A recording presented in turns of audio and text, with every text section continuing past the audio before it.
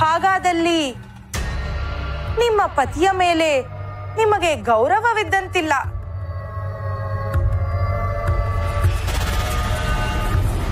ನಾನು ಯಾವಾಗಲೂ ನನ್ನ ಪತಿಯ ಪರವಾಗಿಯೇ ನಿಲ್ಲುತ್ತೇನೆ. ನನಗೆ ನನ್ನ ಪತಿಯೇ ಸರ್ವಸ್ವ.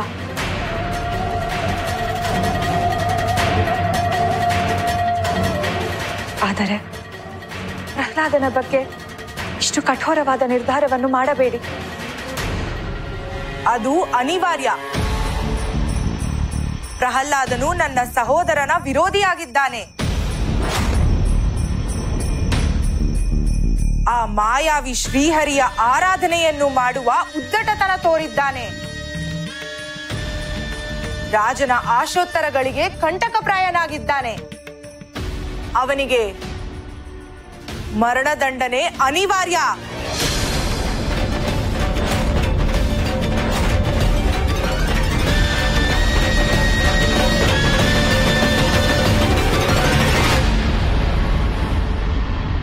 ದುಡುಕಬೇಡಿ ಸ್ವಾಮಿ. ನೀವಾದರೂ ಹೇಳಿ ಸ್ವಾಮಿ, ಇನ್ನೂ ಸಮಯವಿದೆ. ಪ್ರಹ್ಲಾದ ಬದಲಾಗುತ್ತಾನೆಂಬ ನಂಬಿಕೆ ನನಗಿದೆ ಸ್ವಾಮಿ. ಕೋಪದಲ್ಲಿ ನಿರ್ಣಯಗಳನ್ನು ತೆಗೆದುಕೊಂಡು ಮುಂದೆ ಪಶ್ಚಾತ್ತಾಪ ಪಡುವಂತ ಸ್ಥಿತಿ ಎದುರಾಗುವುದು ಬೇಡ.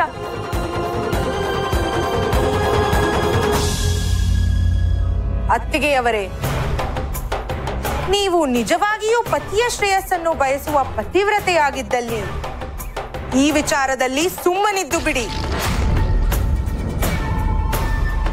ಸಹಾನುಭೂತಿಯನ್ನು ಪಡೆಯಲು ಪ್ರಹ್ಲಾದನು ಅಯೋಗ್ಯನಾಗಿದ್ದಾನೆ. ಸಹೋದರ,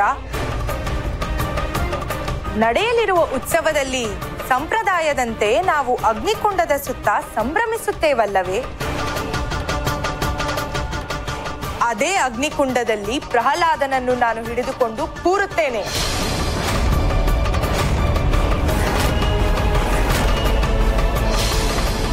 ಸಿಂಹಿಕಾ,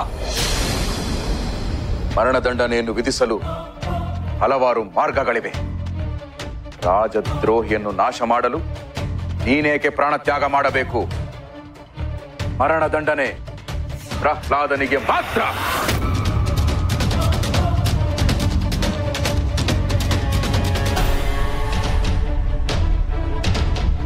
ಚಿಂತಿಸಬೇಡ ಸಹೋದರ, ನನಗೇನೂ ಆಗುವುದಿಲ್ಲ. ನನಗೆ ನನ್ನ ತಂದೆಯವರಿಂದ ಅಗ್ನಿಯ ಕುರಿತು ವರಪ್ರಾಪ್ತಿಯಾಗಿದೆ.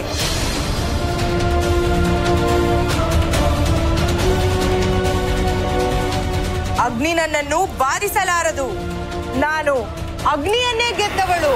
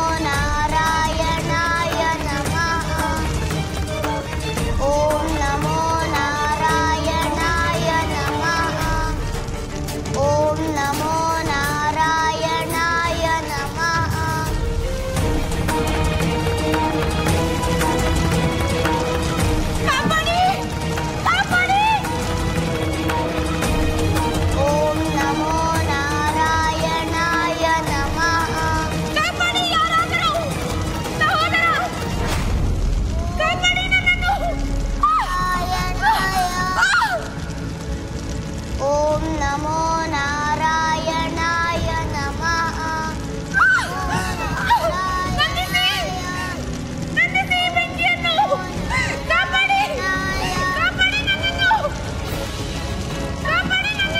ನಮೋ ನಾರಾಯಣಾಯ ನಮಃ. ಓಂ ನಮೋ ನಾರಾಯಣಾಯ ನಮಃ. ಓಂ ನಮೋ ನಾರಾಯಣಾಯ ನಮಃ. ಓಂ ನಮೋ ನಾರಾಯಣಾಯ ನಮಃ. ಓಂ ನಮೋ ನಾರಾಯಣಾಯ ನಮಃ. ಓಂ ನಮೋ ನಾರಾಯಣಾಯ ನಮಃ. ಸಿಂಹಿಕಾ! ನಮೋ ಮಗಳೇ ಸಿಂಹಿಕಾ! ನಾರಾಯಣಾಯ ನಮಃ. ಓಂ ನಮೋ ನಾರಾಯಣಾಯ ನಮಃ.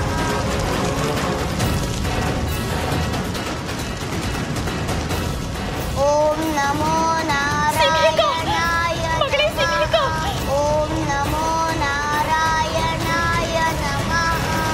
ಓಂ ನಮೋ ನಾರಾಯಣಾಯ ಸಿಂಹಿಕಾ! ನಮಃ. ಓಂ ನಮೋ ನಾರಾಯಣಾಯ ನಮಃ.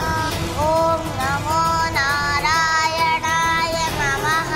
ಮಗಳೇ ಸಿಂಹಿಕಾ!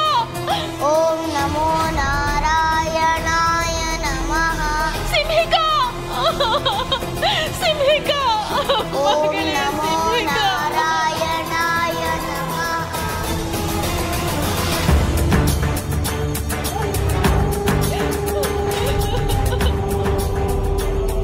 ಸಿಂಹಿಕಾ! ಮಗಳೇ!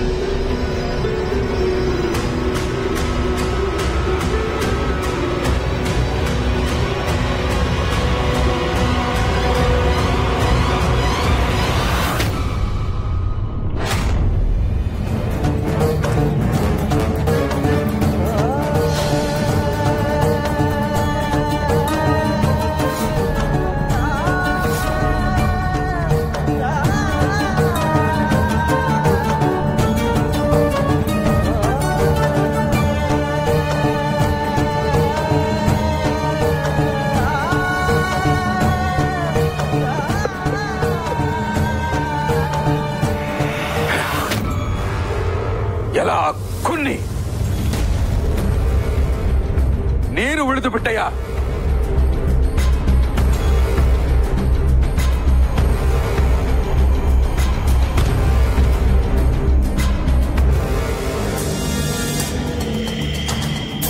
ಸಹೋದರಿ ಸಿಂಹಿಕಾ, ನಿನ್ನನ್ನು ಏನೂ ಮಾಡಲಾಗದಾಗಿದೆ. ಹಿಂದೇಕೆ ನಿನ್ನನ್ನು ಆಹುತಿ ತೆಗೆದುಕೊಂಡಿದ್ದು? ಹಿಂದೇಕೆ ನಿನ್ನನ್ನು ಆಹುತಿ ತೆಗೆದುಕೊಂಡಿದ್ದು? ಅಯ್ಯೋ.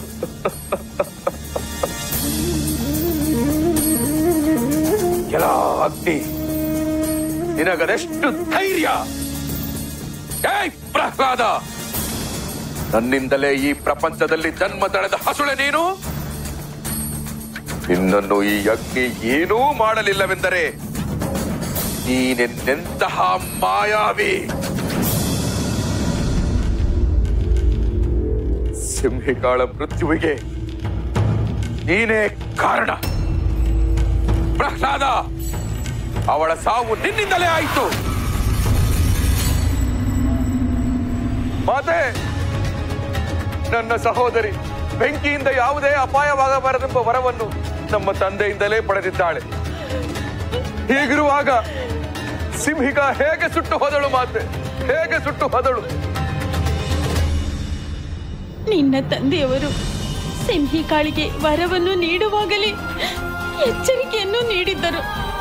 ಲಭಿಸಿದ ವರವನ್ನು ಅವಳೇನಾದರೂ ದುರುದ್ದೇಶಕ್ಕೆ ಉಪಯೋಗಿಸಿಕೊಂಡರೆ ಆ ವರವೇ ಅವಳಿಗೆ ಶಾಪವಾಗುತ್ತದೆ ಎಂದು ಹೇಳಿದ್ದರು. ಅದೇ ನಡೆದಿದ್ದೆ ಕುಮಾರ.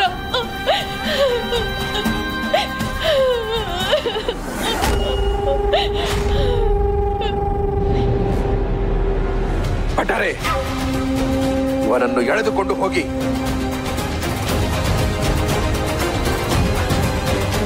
ಆ ಮಾಯಾವಿ ಹರಿ ಪ್ರತ್ಯಕ್ಷವಾಗಿ ನನ್ನ ಸಹೋದರನ ಮರಣಕ್ಕೆ ಕಾರಣವಾದ,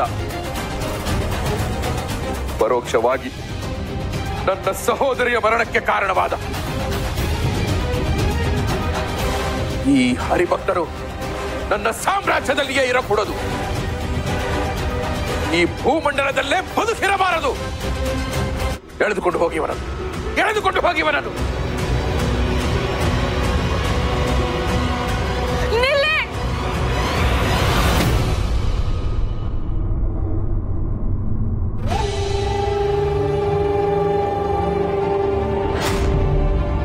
ಸ್ವಾಮಿ, ಬೇಡ ಸ್ವಾಮಿ, ದಯಮಾಡಿ ನಿಮ್ಮ ಮಗನ ಮೇಲೆ ಕರುಣೆ ತೋರಿ.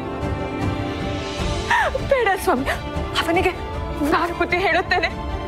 ದಯವಿಟ್ಟು ನಿಮ್ಮ ದೊಡ್ಡ ಮನಸ್ಸು ಮಾಡಿ ಅವನನ್ನು ಕ್ಷಮಿಸಿ ಬಿಡಿ ಸ್ವಾಮಿ, ಕ್ಷಮಿಸಿ ಬಿಡಿ.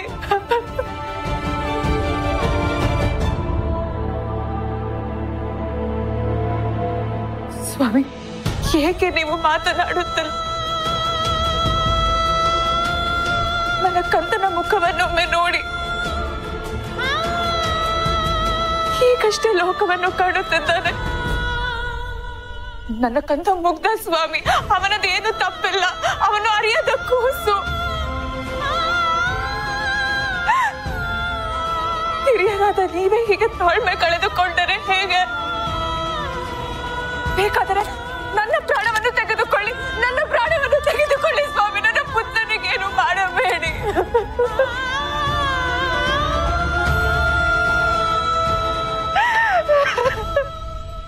ಮಾತೆ, ಚಿಂತಿಸಬೇಡಿ. ಹರಿನಾಮ ಸ್ಮರಣೆ ಮಾಡುವವರಿಗೆ ಯಾವ ತೊಂದರೆಯೂ ಆಗುವುದಿಲ್ಲ. ಬೆಂಕಿ ಸುಡುವುದಿಲ್ಲ, ಆನೆಯ ಬಲ ಬಾಧಿಸುವುದಿಲ್ಲ. ನನಗೆ ಆಶೀರ್ವಾದ ಮಾಡಿ ಮಾತೆ. ತಂದೆಯವರೇ, ನೀವು ನನಗೆ ಆಶೀರ್ವಾದ ಮಾಡಿ.